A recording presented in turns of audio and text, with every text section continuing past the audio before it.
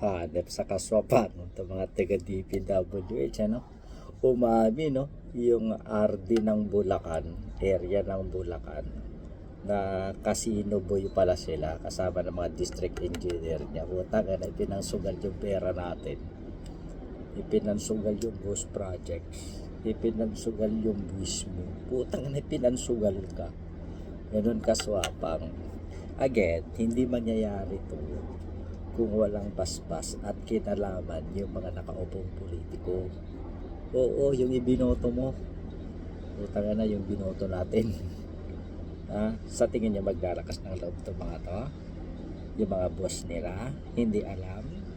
DPWH Secretary, di alam. Come on. Huwag tayo maglokohan dito. Di ba? Kaya yun na nakakaawa. Habang nalulunod tayo sa baha, tayo mga Pilipino, nasisira yung mga kagamitan natin, naiistorbo yung pamumuhay natin, nagpapakasarap buhay. Ito mga ganitong klaseng tao na lipunan. Diba? Kaya dapat ito maparusahan. Hindi sapat ito yung patanggal lang. Diba? Kaya yun. Ayun nga pala.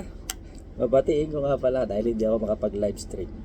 Binabati ko ng happy birthday si Gab at saka si BJ. Ito sila. Diba? Gab and BJ, happy birthday. Yan po yung mga apo ni Ma'am Beth Ariola. Maraming salamat and enjoy your day. Magpakabait kayo and mag-aral mabuti.